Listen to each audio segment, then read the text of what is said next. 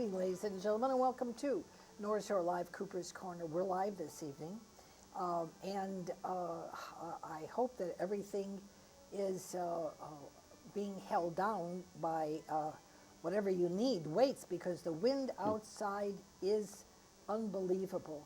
The day was beautiful. It's about 81 degrees here now in Highland Park, and but the wind has got to be between 35 and 40 miles an hour. It's incredible. Could not get out of the car door because the wind had kept it shut. Push, push, push, could not get out. Anyway, I hope all is well. Watch yourself, be careful. Batten down all your lawn furniture.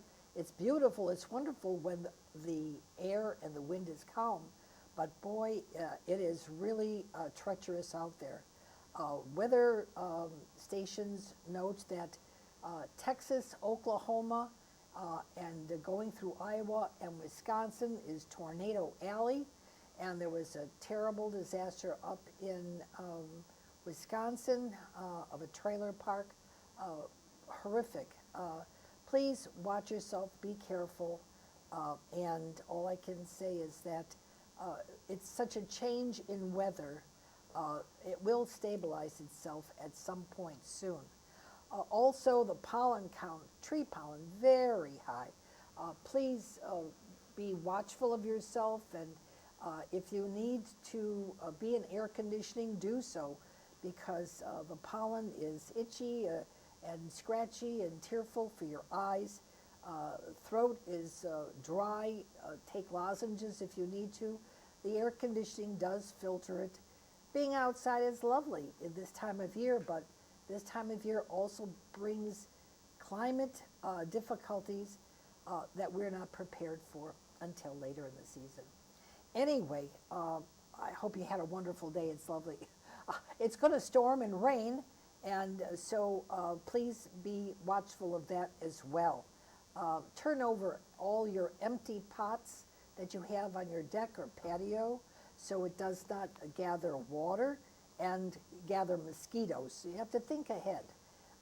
And there are many other things we'll talk about next week on this as well, but we need to get to this evening's program, and I just want to take a few moments from Ken Dukowski's program on his court conversations, which are very timely. Everything is every day timely.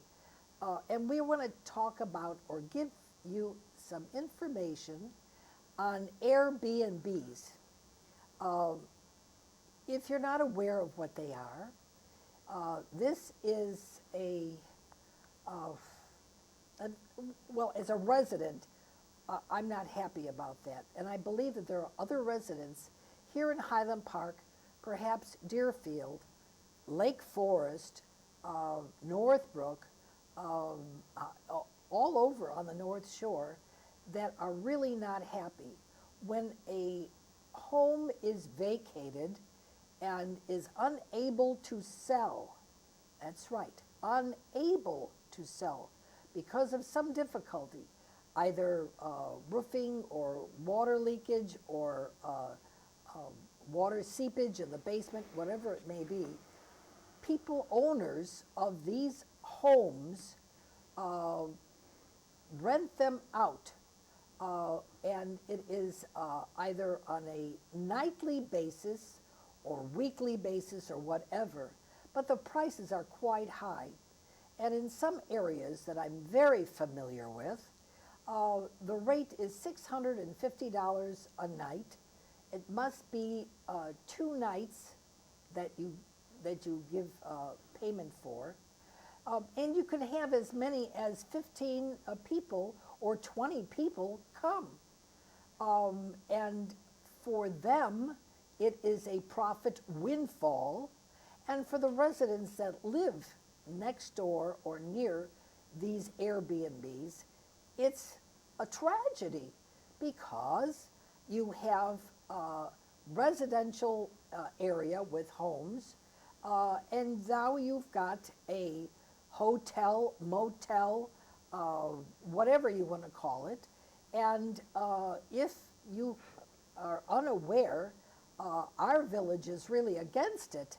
We also have homeowners association, which stipulates that homeowners are not allowed to do this. But there are some that are very arrogant and don't care about the other residents on the block and do as they damn well please, which is really a sight of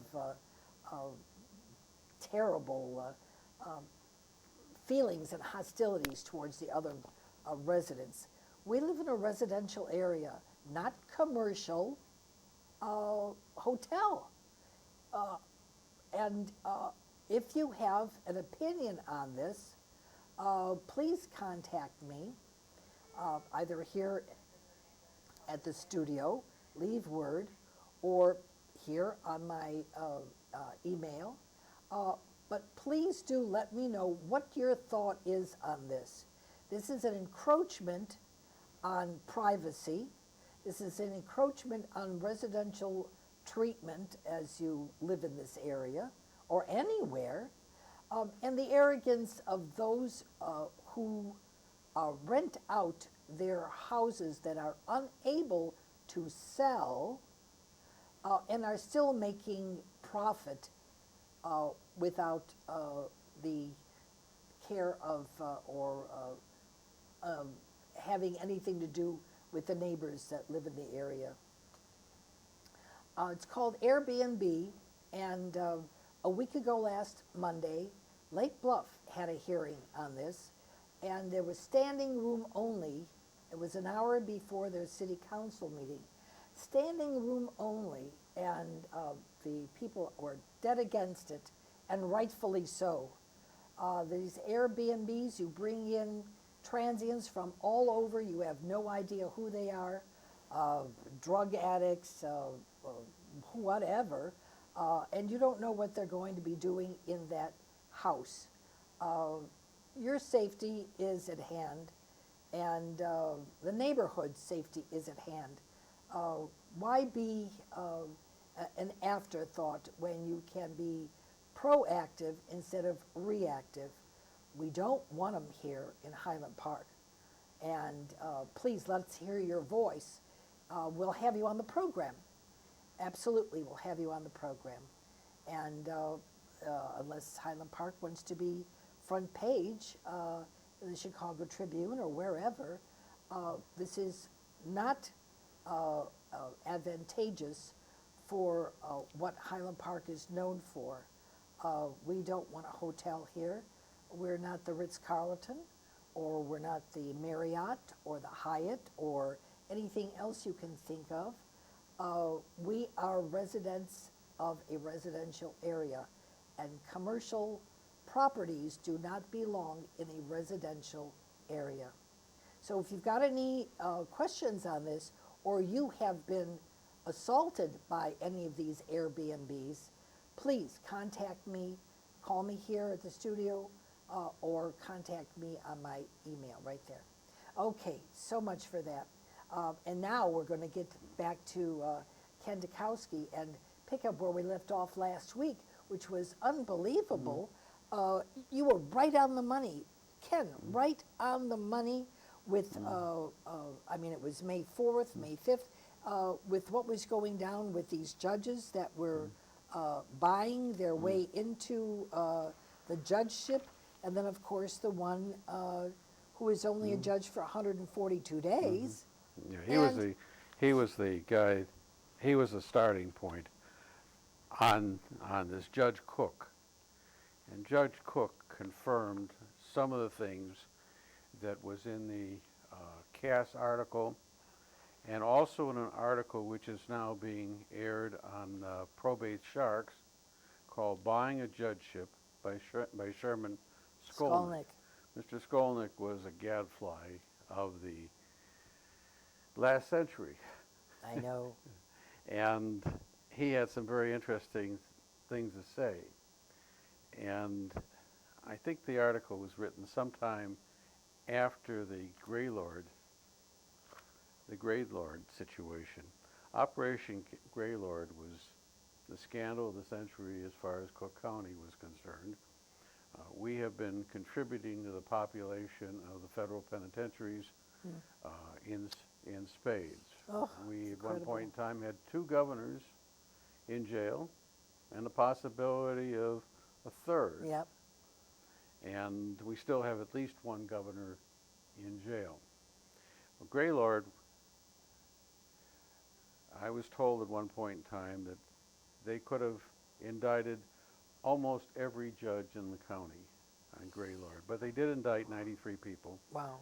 17 judges, 15 were convicted. 1 judge committed suicide, Judge Rosen. There were 10 deputy sheriffs, 48 lawyers, 8 policemen, 8 court clerks, and 1 state legislator.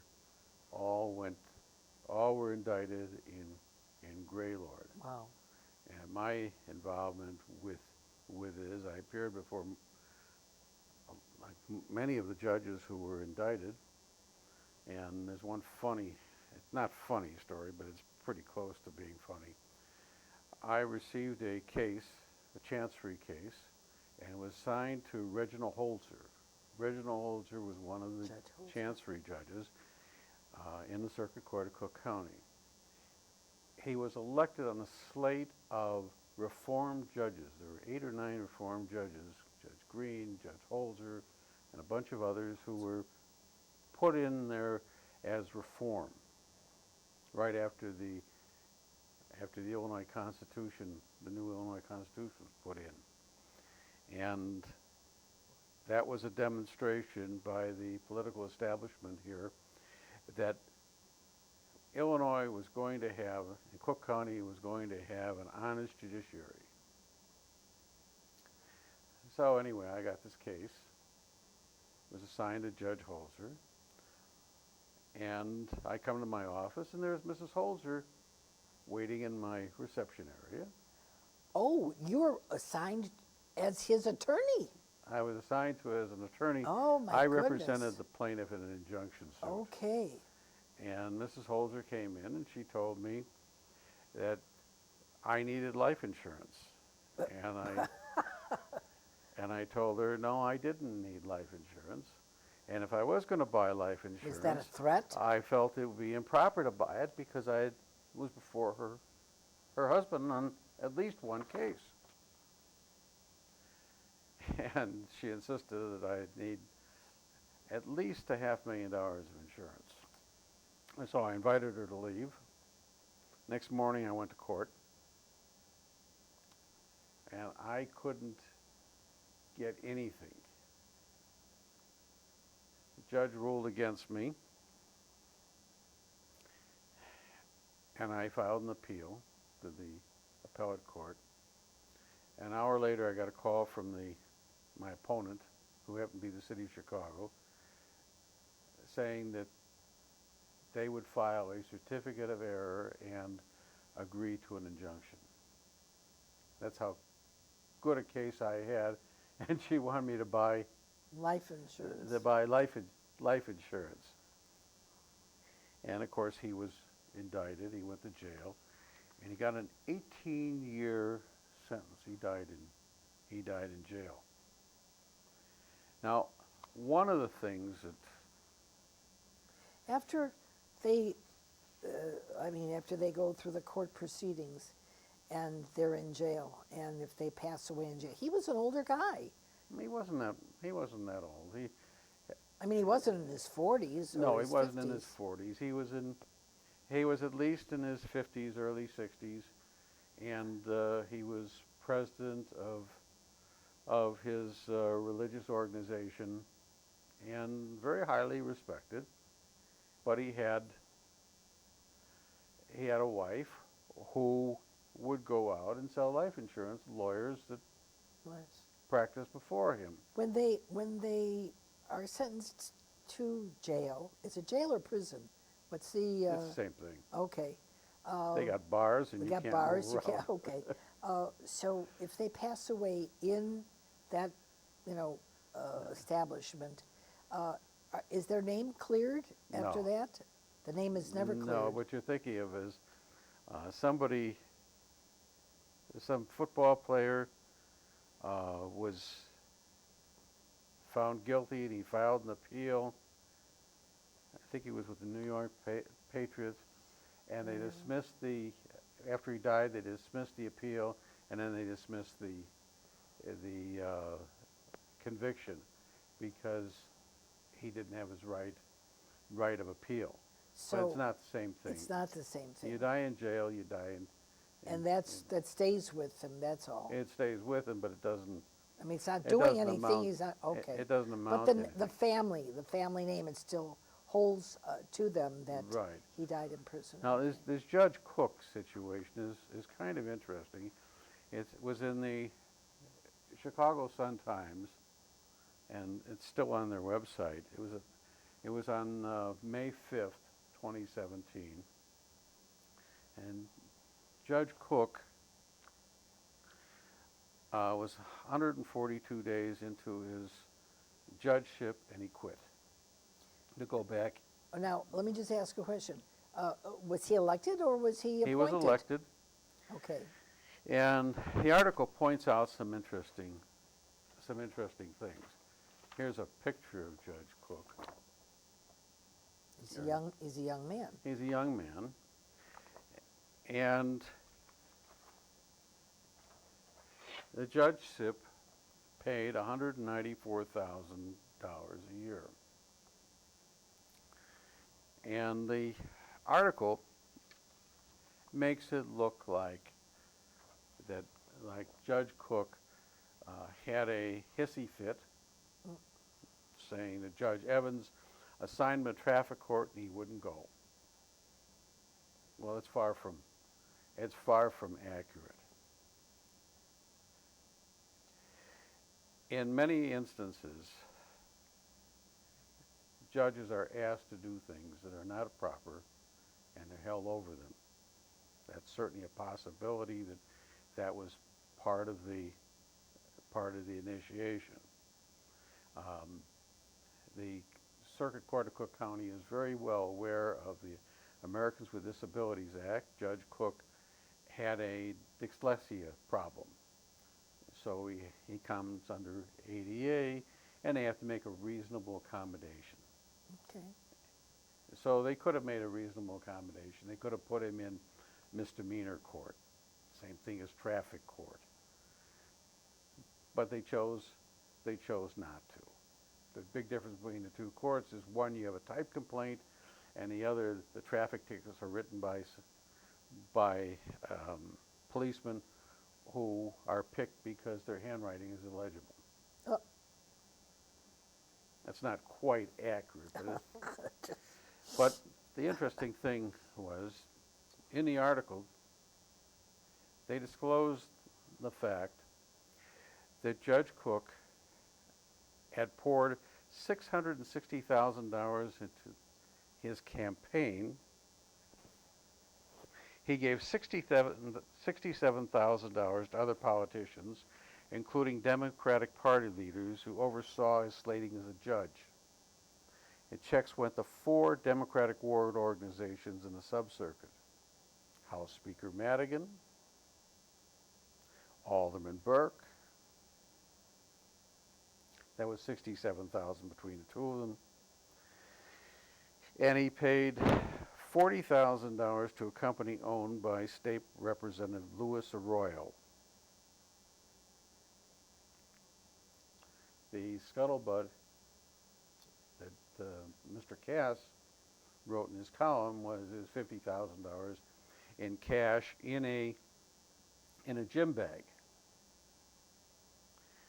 Who'd that go to? Well, he said the Democratic Ward Committeeman. Oh, he picked it up. I think it was a little bit of an exaggeration. Okay.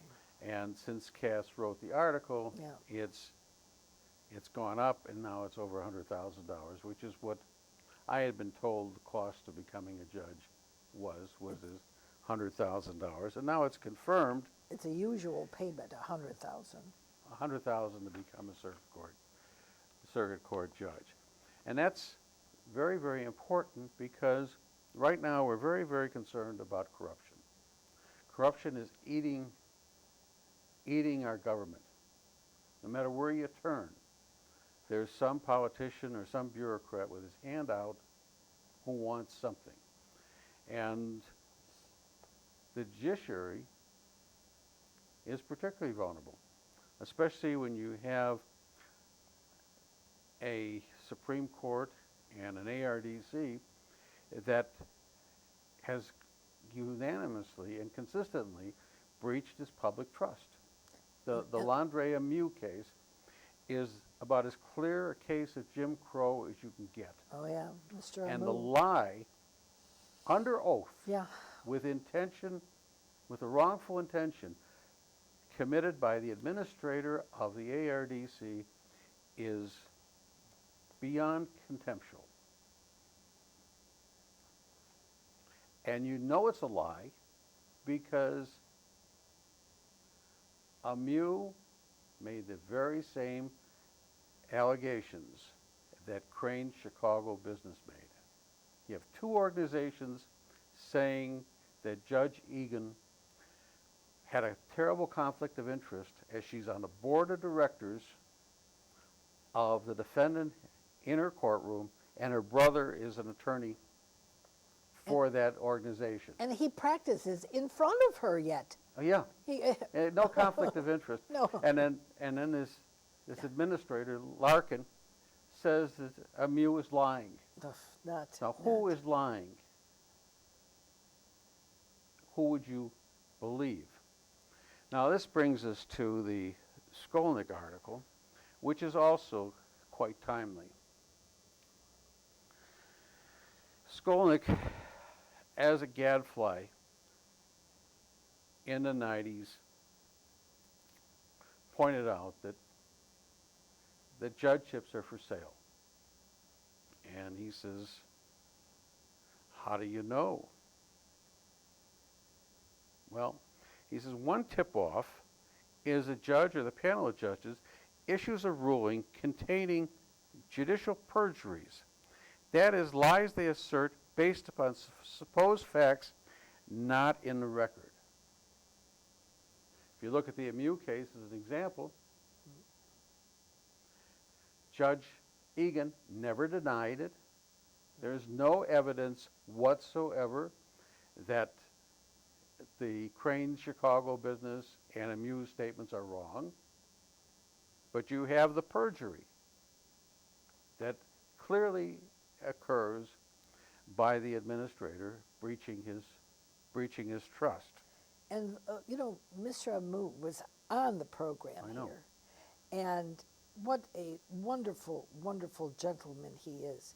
This man is so highly educated. What does he have? 5 master's degrees, incredible intelligence, and such a humble gentleman. But he's got a black skin. Unfortunately, So he's- that's the problem. So he's practicing law while black. While being black. Okay. And you that's what he's charged with. Yep. But Larkin doesn't have the guts to charge say it, him that yeah, way. Yeah. You know, Larkin's kind of a sneak too. Do you remember Diane Nash? Of course. I remember his shoes. Remember we were in court, the shoes were too big or kept sliding out. Oh, Yeah. you were there. I was there. You were there. They denied her entry into that courtroom. Now, Yeah. right next to me Yeah. was a vacant seat. Yeah. So there's no excuse. No, there wasn't. How did they justify denying her a public accommodation? I don't know. And if that isn't racism, But you have to tell our viewers that she was one of many of 4 that were in the Selma March. she was the planner. Okay. She was the brains behind the Selma March and a march on Washington. In fact, And- even in the movie Selma, she's mentioned. But they wouldn't let her in the courtroom. They wouldn't let her in court. No. They denied a member, an icon of the civil rights movement. That's how arrogant these people are. Yeah. And that, of course, brings us to the Sherman article, because nothing has really changed. And if anyone wants to read it, they can find it on Probate Sharks. But he points out, and this is starting in 1966, from various sources, we made up a list of prices to procure a judgeship in a major venue like Chicago. To become a state judge in a local court, such as Cook County, the price at the time was $50,000, donated to key and appropriate officials, which is exactly what we have With Judge Cook. Judge Cook. Cook telling us. Yeah. But he goes further. To buy a chair on the U.S. District Court in 1966 was $250,000. Oh, wow. Oh, my goodness. For a judgeship in the Federal Appeals Court, the sky is the limit. Whatever. And who holds that? Who holds that ability to This say is the Chicago Democratic Party. the Chicago This is how- Democratic Party? This is what we have. That's Michael Madigan running that. This is Madigan. This is Yep, that one. Yeah. Why would someone or his cronies pay $50,000 to be a local state judge? Well, today he's making more money than he'd make in the practice of law. Sure. Plus, he gets 5 weeks vacation. And he's He- pensioned. He gets a terrific pension. He's pensioned. Pensions in the state are killing the state. Okay, he's pensioned. So we have an economic reason for it. Most of these guys, many of these guys, could not make a living No. in the practice of law. And it's not because That's pathetic. it's not because of the fact that they have bad personalities. Some of these, if you look at these disciplinary cases coming in Joanne Dennison's case, they said that her disclosing corruption in the courts was akin to yelling fire in a crowded theater. The attorneys don't know anything about the First Amendment. They don't know about freedom of speech. We're not just talking about attorneys, Ken. We're talking about the ARDC. What are you talking about? These are the ones that oversee the possible wrongdoings of attorneys. And there's the breach. and there's they're the- doing that themselves. and exactly the stuff. Yeah. They obviously don't know about this. They don't know about Article 1 of the Illinois Constitution. When they're getting this amount of money, they don't care about any constitution or laws or anything else. They've got the money, they've got the power, and they're going to do And it. that's the corruption Yeah. that exists. Yeah. And it exists across the board. And it's another Grey Lord situation. And we are not going to be able to survive if we can't have courts that are fair and honest. Whatever and happened trustworthy. to Lady Justice, who was blindfolded and holds the scales? Whatever happened to her? She got raped by these politicians. And was she paid off too, on top of being raped? What happened to her? I mean, where did she go? I don't know. Maybe but one side of the blindfold is up and she's looking out of that. Do you think? well, we have another story. On May 4th, we have the story about Judge Jessica O'Brien. There's her picture. Judge O'Brien demonstrates how we vet our judges. This particular judge got lenders to provide loans by making false representations and concealing material facts and documents submitted to lenders. She used the loans to buy and refinance about $1.4 million in mortgage and commercial loans, including the purchase of investment property in the 600 block on West 54th Street in the back of the Arch. Wow. She then allegedly fraudulently refinanced the mortgage on the property and a second investment property located at 800 block of West 54th Street. O'Brien obtained a commercial line of credit through fraud to maintain the properties. And she used straw buyers along the lines. That's, Now, one of the things that's kind of interesting about this is not only the fact that is Judge a crook and someone who should never, the vetting would never have allowed her to be on the bench. but the ones who are vetting them, they themselves, Well, she she paid paid them off. she paid off, Sure. and that's how she became a judge. How would you like to have her hearing your case? Oh, corruption abounds. Corruption. Read the headlines. Indicted Cook County judge rushing to trial in federal court. That's what the headlines are. Yeah. Well, she's indicted, and she's saying that she'll be vindicated at a trial. Yeah, really?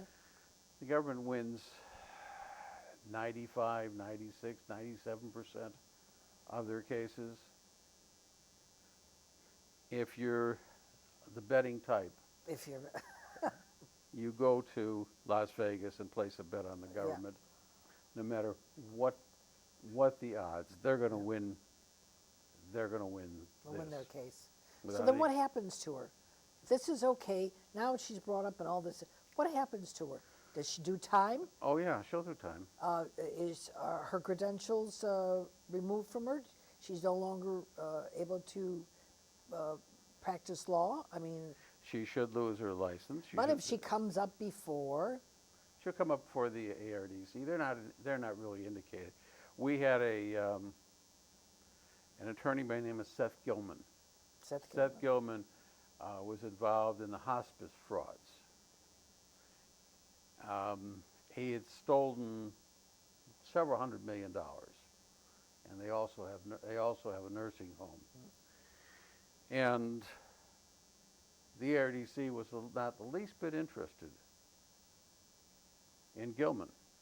but he was a practicing attorney. Uh-huh. And Larkin is But supposed they became interested in him when they found out Yes. that he was cooperating with the federal authorities. Then they went in before the Supreme Court and got an interim suspension to take his license. Oh. So, If we go back to the Skolnick article, he ties in the judges and the politicians with the nursing homes. sure. So we have a tie-in to this entire healthcare scandal. Sure. I believe that there's another sparsely reported story that the newspapers aren't carrying for whatever reason. Well, it's got to be damaging There- to someone. There's a lawsuit being filed against, I think it's United Healthcare, charging they stole $1 billion from Medicare. It doesn't surprise me. Is United not one of Isformis's? No, United has nothing to do with Formus. You sure? Yeah. As Formus was involved with a pharmaceutical company. Yeah. And he has nursing homes, and his son was indicted for stealing $1 billion from Medicare. That's with a B, a billion. Billion. 9 zeros. Oh, So you can see the Oh. tie-in, and the amount of money is obscene. oh, my goodness sakes. You know, if you sit down to think about stealing $1 billion, If you have to steal $1, just might as well just a physical steal a effort, billion. just the physical effort of doing that thing But- is monstrous. But you don't understand. It's not just that you see the money here and you're going to take it from here. There are people's lives that are attached to this. Oh yeah. And what he's doing is he's killing these people to secure finances. He keeps them in their nursing home and then he gives them medication.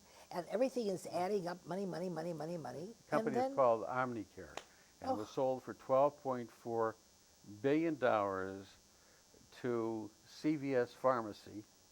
And I believe CVS Pharmacy reported in something that they made $24 billion on their pharmacies derived from Omnicare. To the nursing home, yeah. You know, nursing home. Well, anyone who walks in a nursing home, of course, is immediately given pills. Why are they given pills? Opiates, particularly, Yeah. because it does two things. One, it makes them dependent, and two, it makes them docile. Yeah. And docile people don't require. Care. That's exactly right. If they have a problem, and it should be looked after, if the patient isn't complaining, they're not going to take care of it. So if they've got blisters, or if they've got decubitus ulcers, or if they've got some kind of disease or something eating away at them, if they're not complaining, the nursing home is doing nothing to help them. As a matter of fact, they want them to pass away so that that bed will be freed up but for only another one. after they've extracted As every much. dime Oh, every penny. of savings Yeah, and every every dime penny, they yeah. can from Medicare. And, Yeah. and it's a game. Yeah, They have a certain number of days they can provide service under Medicare. yeah, So immediately at that point, something happens that requires hospitalization for a couple days, and then we start it yeah. over again. And they even charge the government for transportation across the board. And the calculation that somebody made was that the fraud in healthcare is 700%. If you have that type of a fraud, Oh, my goodness. and of course the politicians like it because of the fact that in that Brewer case that I had, every single nursing home resident in the 50th ward voted for Bernie Stone. Well, do you not know that that's fixed? I mean, these people, when you go in that nursing home, they don't know what they're putting down. People, they say, point, do this, do that, and then they do it. They said 3,000 people in the nursing homes alone were voting one way because that's what they were told And to they do. vote, and they vote in accordance with the party, and to make Yes. sure Yeah, the politicians get involved absolutely, with yeah. it. The Yeah. same way the politicians are involved in the casinos. Yeah, And that's what's becoming. We've become two classes of people, the political class and us. And That's they pathetic. protect themselves. And That's pathetic. this guy That's really Larson pathetic. uses perjury. Ugh. Larkin uses perjury yeah, yeah. and subordination of perjury to protect these people. And it's across the board. One of the things that's kind of interesting is there's a New York judge, Maxine, her last name is Maxine. Maxine Archer. She paid off to get her job They're, in they're New all York. paying off to get their job. Even if they're elected, they're still paying off the board that, slates them so they become elected. But this Well, is New she York. came up for re-election, Yeah, and one of the committeemen or some politician, some Democratic politician in New York tried to shake her down for another $140,000. And if you read the article, it's kind of interesting because she felt that since she paid the first time, she wasn't going to pay. she's not she going to wasn't pay a the second time. And she put up a fuss. I think this is a New York Village Voice is where this was. Village Voice, that's New York. And the article is, Now, what did the police say about this? I mean, are they just laughing it off and think they Police can are sweep not it under the involved. rug? police are not involved. But I mean, what if she calls for some, she wants security, or she's afraid that maybe another alderman or an alderman's going to, cause her problem. How do they do that? They stay far away. Oh, really? You know, it's like writing. Okay. It's like writing Burke, Alderman Burke, Yep. a traffic ticket. Really? What do you think is going to happen in that traffic I ticket? just said really. Oh, Officer Burke, a traffic. There's I mean, Officer Alderman. Is that even? you take. You know, we have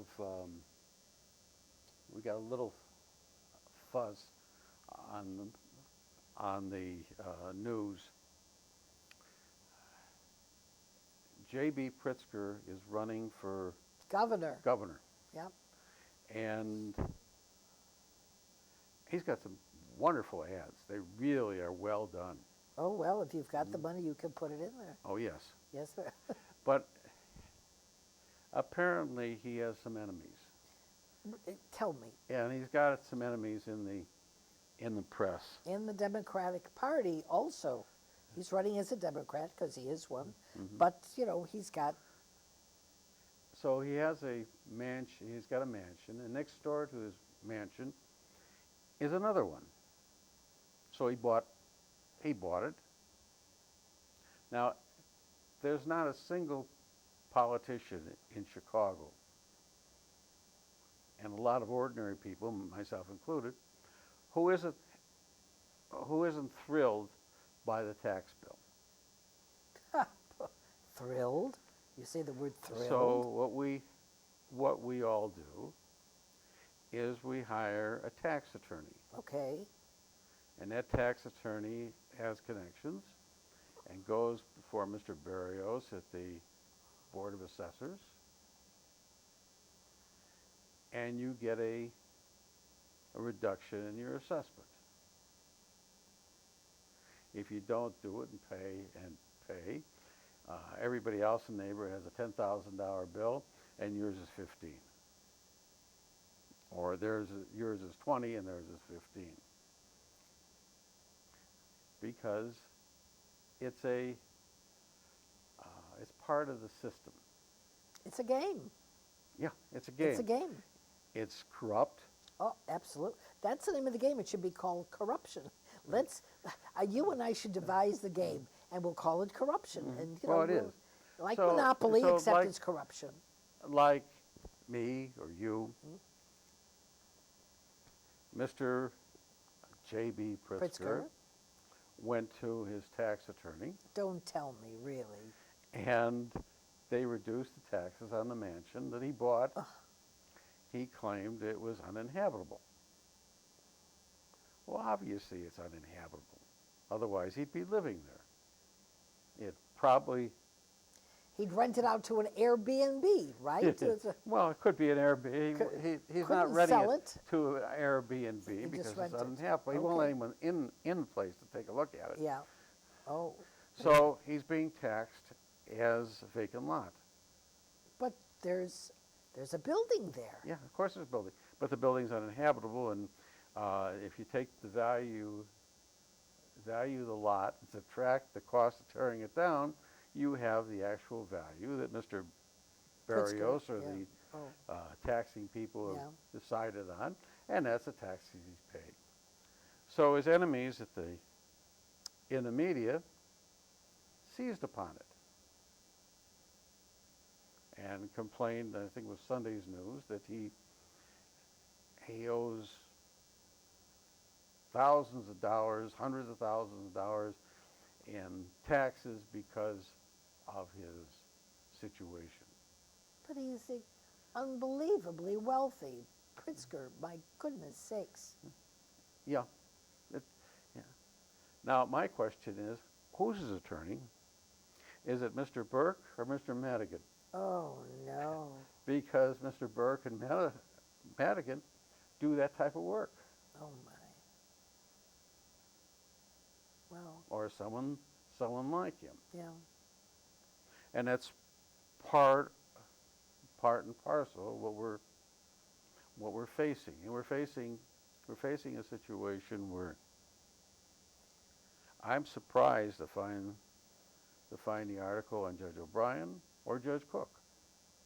Now, That's one of the things, that's the reason last time I was here, I had him with me, because to see that type of coverage from the newspaper, yeah, of course, the Tribune is now going to buy the Sun-Times, that's what I but they're saw. going to run the same, so the Sun-Times essentially is going to be out of business. I So think maybe Colonel that's the reason. McCormick would just turn over in his grave, absolutely. I don't know. I don't know if he turned over Absolutely. in his grave. He likes I don't making. know if those he- old bones can do that, but they're gonna. He likes the money. Oh, the money, the money, the But money. you know, the Sun-Times has also been interesting in the fact that they ran articles on Jesse Jackson. The younger or the older? Older, the Okay, younger. okay. Jesse Jackson. There's another Another scam? another case. Yeah, Oh, I just saw this once and then it disappeared from the paper. Apparently, he may have taken gifts and cash from a Chinese billionaire while still in Congress. And he went to the prosecutor of the Southern District in New York, telling him of potential violation of the law by him and others.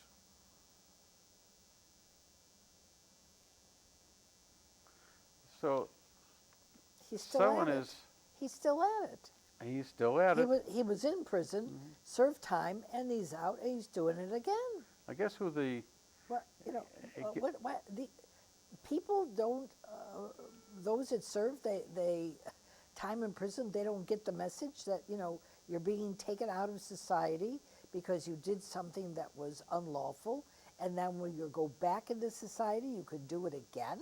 you know who the Chinese billionaire is? Some guy by the name of NG. And it says in the Sun-Times article, he's a confidential figure for years, since he was subject to many news stories in connection with President Bill Clinton's era campaign finance Ugh. scandals in the mid-1990s related to foreign money flowing to the National Democratic Committee. Here we go again, the National Democratic Committee. This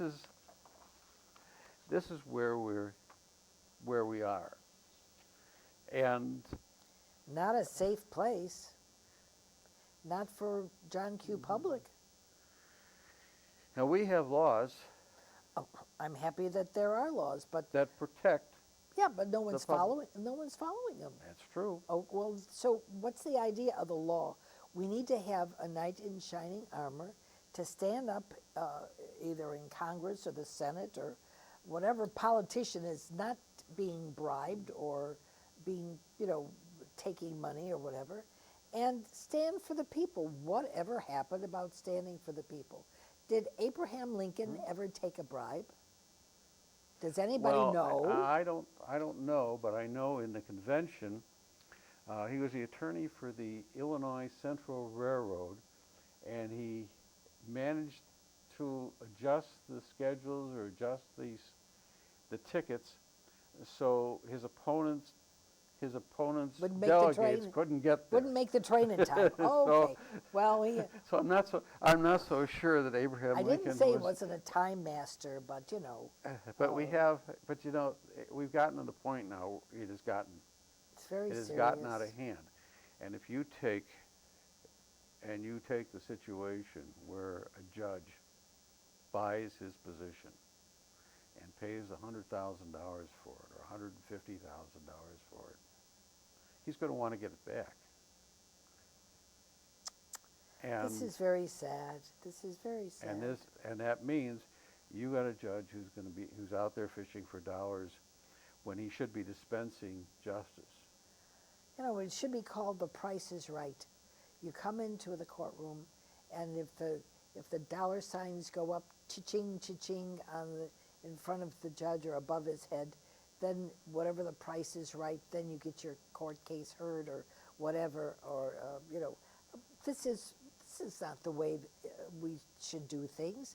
I mean, that means that everyone in America, you're not looking for justice. You're just looking for who can pay the higher price to be able to get. Well, we are looking for justice. We're looking Well, for, we're looking, but we're not finding it. well, we're finding a political and judicial elite have taken over large segments of our government and are destroying it. Well, how do destroying the we core stop values. that? How do we stop that? We need honest investigations, and we need prosecutions. The facility is 18 U.S.C. 371, conspiracy to defraud the United States. And one of the fastest ways to deal with it is to get at the people protecting the fixers. If you take what went on in the Sykes case as an example, Yeah. and the fraud, Medicare frauds Oh. that occurred in that case. If the U.S. attorney would investigate, the U.S. attorney would find that Jerome Larkin had actively engaged in activities to protect the miscreants who stole Mary's estate, stole from Medicare, took almost $3 million from that small estate. Knowingly and willingly. Knowingly 'Cause they and did willingly. that to my mother as well. Knowingly and willingly. And he's done it in a bunch of cases. Now, he can be indicted under 18 U.S. 371 because the Medicare fraud brings him under the statute. Well, who is powerful or big enough to be able to do it? The U.S. attorney. The U.S. attorney. But has not this been brought to the U.S. attorney's attention? I mean, there's so much stuff How going on. many emails have I sent? I know. Well, They're copied daily. but are you not getting a reply? Now, there's also the fact that if you and I engage in a conspiracy to do an overt act of some sort, burn the flag, you and I have joint and several liability for whatever damage we do. Yeah. But we also have joint and several liability for the taxes due on any booty we get. So when these predators stole the money from the Sykes Mary estate, Sykes, yeah. that $3 million plus whatever they stole out of Medicare Yep. is taxable income.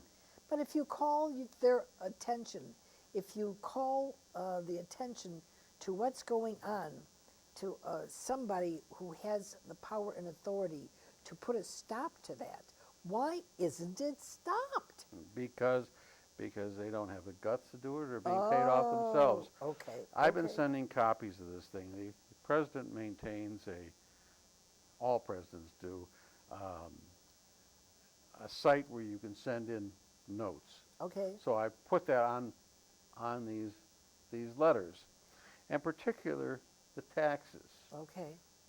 because first the statute of limitations doesn't run while the conspiracy is going on. It runs only when it's totally completed. So they still owe the statute, they still owe money to the government, and it's still accruing interest and penalties. Now, if the government would come in and hand Mr. Larkin a bill on the Sykes estate for the taxes, the interest, and the penalties, do you think there would be another administrator of the ARDC who would dare To do try what it he did? again? Oh, no. Now, if you then went and filed liens against the two guardian ad litem, why there are two guardian ad litem, I don't know, and the guardian, and the sponsor, the representative who sponsored these people, because she's part of the conspiracy Oh, also, sure. and you gave her that bill, and do it civilly. You don't have to send them to jail. Why should we have to pay to keep these people in Keep 'em jail? jail. Just file the liens. And the net effect is you got a deterrent. Now, this judge Connors, and page 91 of her evidence deposition, admits Yeah. to being wired. So she's done an overt act to defraud the United States of America. She's part of it.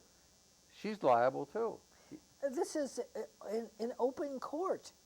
I was there in open court, and no one seems to put their step forward and make a complaint against her.